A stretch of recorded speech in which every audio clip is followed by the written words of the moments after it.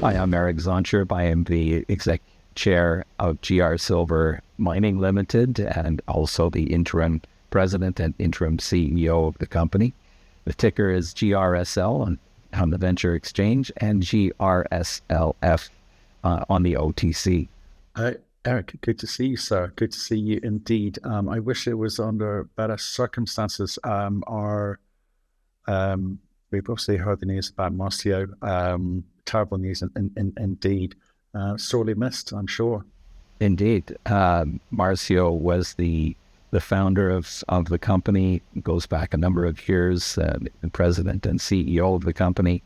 But very importantly, he was a friend. He was an important mentor, and the last month has been very difficult, as you can imagine, for me to catch up. The usual drinking from a fire hose, flying a kite in a tornado, whatever we want to apply there. But most importantly, the impact on our people and the outpouring, if you will, of grief and best wishes that have flown from people from all over the industry. He clearly had a huge impact on so many people, and a big-hearted person, and a lot to share. So yes, definitely, we will miss him, and the industry will miss him. I just returned from Mexico and had a very good visit with the teams in not just Rosario and Sinaloa, but also in Durango, where we have now reestablished our logistical base, and in Mexico City, where we've opened up an office and where we have some important engineering going on. So that's where we're at right now. I've caught up, and we're doing our best to move forward on the vision that Marcio had, and we'll see where we take this company. We think we have a large opportunity here. Our main focus is on expanding the resource at this point in time. We have 134 million ounces of silver equivalent, and we feel that has a significant chance to grow through our 20,000 meter drill program. And we also are doing a bulk sample test mining program where we're doing some engineering about putting a pilot plant on site at the former Plomosas mine. Well said, Bristol. And secondly, let's move on. As he would want, as he initiated.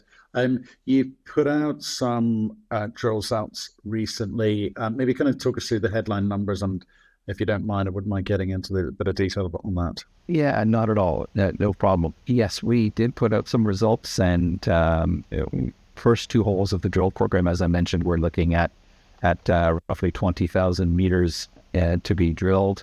The first two drill results, hole 2601, had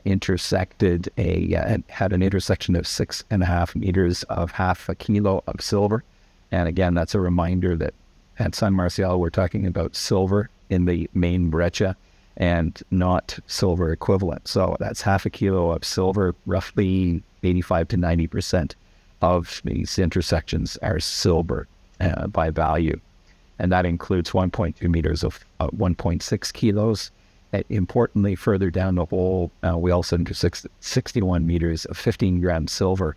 Although that doesn't sound like a lot, of what we're seeing is that system is still alive at that kind of depth. You're looking at several tens and several hundreds of meters from surface. That system is quite alive down there. The upper intersection that I mentioned of 6.5 meters of half a kilo, that is in andesite dike that we thought was barren. And it turns out that in that environment where you've got this pull-apart basin, that's still quite mineralized, as we're finding out, which is a very pleasant discovery. The second hole we released is 2603, and that intersected 15.6 meters of 351 grams silver from 200 meters down, and included 2.5 meters of 1.4 kilos. So again, a very robust intersection in there. We're showing continuity to roughly 500 meters depth in the main southeast extension. What we're now looking at, we're now drilling on holes 10, 11, and 12, and you can expect to see near term the results from the next round of drill holes. So we are experiencing very, very solid news flow. Right. The continuity is obviously a key part of this as you try to understand the geometry, etc. And we have seen some high-grade cores in here surrounded by kind of broader, lower-grade intervals. In terms of the consistency of the grade, what are you starting to understand? Yeah, I mean, I'd hate to put a number on it, but we are getting some very good high-grade results there. I think you can expect something 200 grams per ton plus, and that's in again, very importantly in silver, not in silver equivalent, and you're finding the average in the resource at San Marcial is 22 meters thickness. So that's why we can build ounces very quickly, very efficiently, and very cost effectively. And therein is the value proposition with GR Silver. And then historically, we've added ounces at 12 cents US per ounce, and we're currently trading at over $1.20 US per ounce. That's quite a nice value return, if you will. Right, and with the sort of, obviously, how much more drilling's to come? Actually, how many assays outstanding at the moment? The full program is about 20,000 meters, and I don't think we've done 5 yet. I think we're quite well shy of 5,000 meters, and we've got 3 rigs on site right now. And over time, as I mentioned, we have this back door into Durango. It's a road access that goes into Durango City, where we've established our core shack and exploration office. The team is well established there, and we're in the process of upgrading the road that will allow us to bring in a 4th and a 5th rig. Okay, and so then I'm interested in what you're finding. I know it's 5,000 meters into 20,000 meters, so it's early days, but in trying to understand the kind of any kind of systematic zoning that's going on, or quite frankly, the kind of intersection of these breccias along that northeast fault. Is that part of, how critical is that to actually identifying these kind of higher grade formations that you're sort of indicating that you see? The team has done a super job here, and in addition to that, we've got Dr. Paula Montoya, who did her PhD on San Dimas, who has done a superb job of untangling some of the structure here, as well as the timing of the various intrusives. So if we look at the San Marcial breccia, you mentioned the importance of the Northwest faults. These faults are on the shoulder, if you will, of this intrusive body. And on that shoulder, that only represents what we've drilled is about 20% of that perimeter, all the way around that intrusive body. So there's another 80% of that perimeter to go. That's one exploration target. That's where we see the high-grade silver. Now, what we're also finding are the existence of parallel breccias as we come in closer to that intrusive, basically, potentially concentric around that intrusive body. And that's where we're also seeing a very high contribution of gold, which is quite interesting. You mentioned the zonation, that's part of it. Now, on the surface sampling that's taken place on the property, we've done tens of thousands of surface samples. You can also see copper and moly pick up as we run towards the center of that intrusive body. So there's a porphyry model that one can start speaking of here. So porphyry model in the middle, parallel breccias as you come out, and then you see that breccia that the original San Marcial discovery was made upon. So it's quite exciting untangling all of that. Even within the breccia itself, the San breccia, we see 4, if not 5 episodes, pulses of mineralization. It's an incredible system. Yeah, that's very kind of standard. But in terms of, have you identified, where these breccias are, or where any of these kind of structures are across the broader property? Because you need the kind of repeatability, indeed, factor in all of this on the continuity, don't you? Right. So for the first couple of rigs, those have been focused on extending that main breccia body to depth, as well as further to the southeast. Then we have one rig that's dedicated to the first parallel breccia that's been discovered. So that's testing that. And ultimately, as we get through further into this program, we're going to be putting deeper holes into that intrusive body to see if that porphyry model has merit. Okay. So, we haven't sort of talked. But you did actually mention it. You talked about the potential boiling point is somewhere between 300 and 600 meters. In terms of where are the kind of current intercepts that you're highlighting here being found? Well, we haven't tested anything below around 450 meters. So we're seeing mineralization from surface to 450 meters. These boiling zones, if you're talking about one phase, are often 300 meters in a typical system.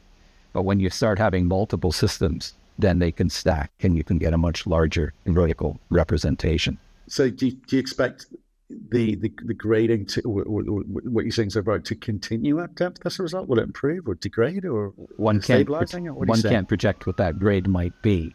But if you have multiple boiling zones and each one of those is contributing, then you could see higher grade.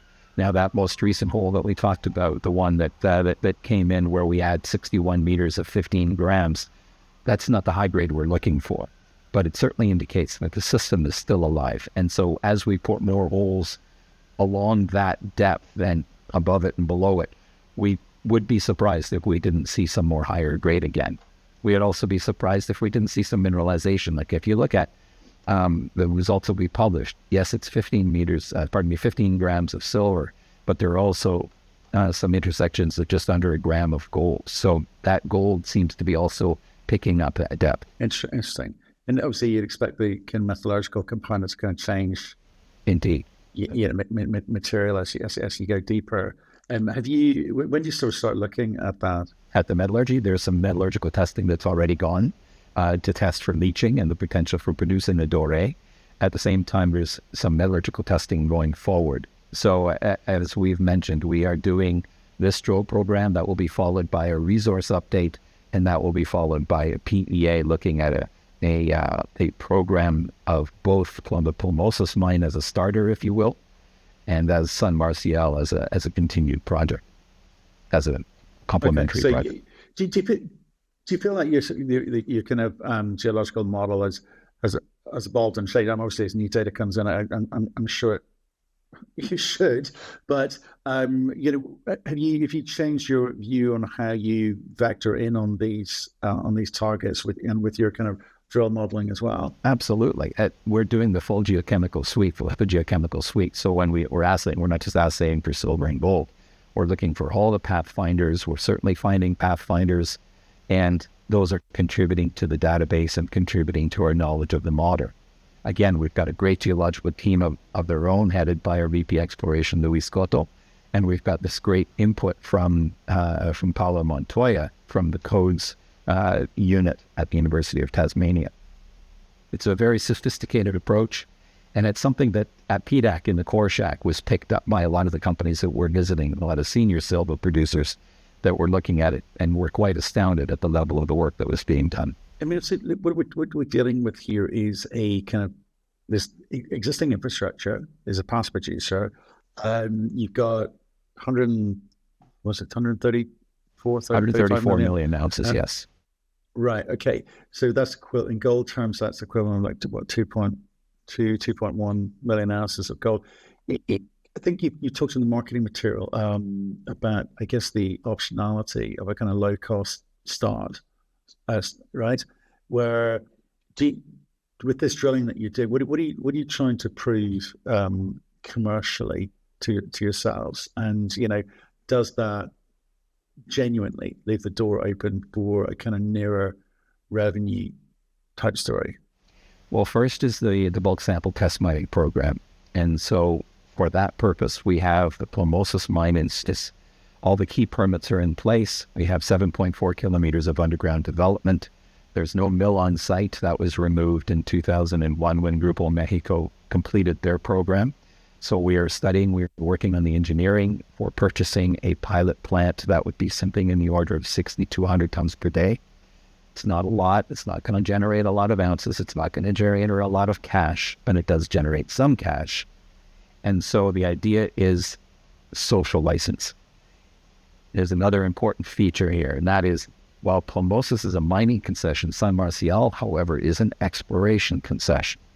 So in today's environment, to permit that and get that into a producing state, going through all the technical studies and permitting process, that could be 5 to 7 years.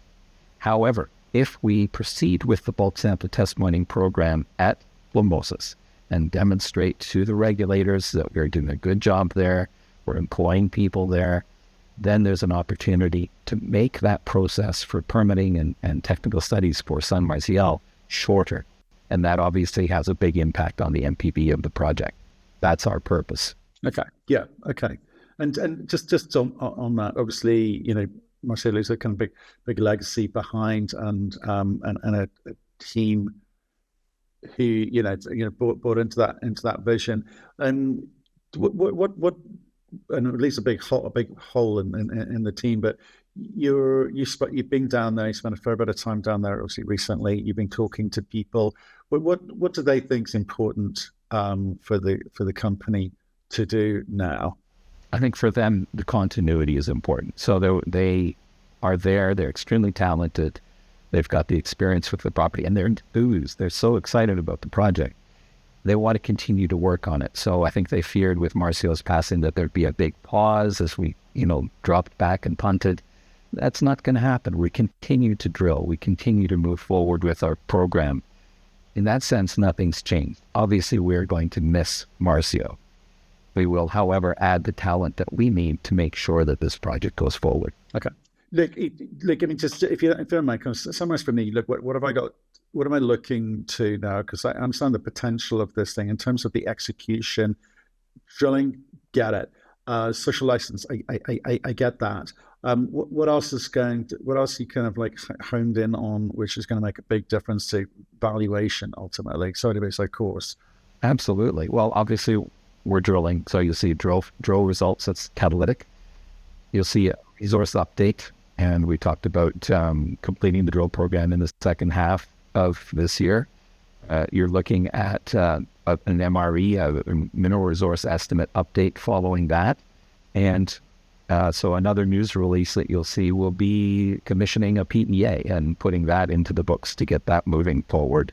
Another news release, potentially catalytic, is the purchase of a plant. We are assessing a number of plant options, and then the installation of that plant to commence our bulk sample test mining program. So there's a good number of catalytic news items stacked out in the future over the next few months. And for that, we're fully financed. Well, I've got to say, with cash in the bank and no debt on the books, it all helps. Your sense of doing business in Mexico at the moment, what's your scan of this? I've got to ask. Yeah, no, of course it's an important question. I mean, from a regulatory perspective, we've been operating in Mexico for quite a few years. Marcial began that several years ago. We've got an incredibly talented country manager, Cacho Molino, who spent many years with core mining and has an excellent handle on working with the regulators and moving things forward. In terms of the security, and that's the top priority for us, is safety and security of our employees and contractors. We have arrangements in place with consultants that are providing us with the guidance that we need to work through that.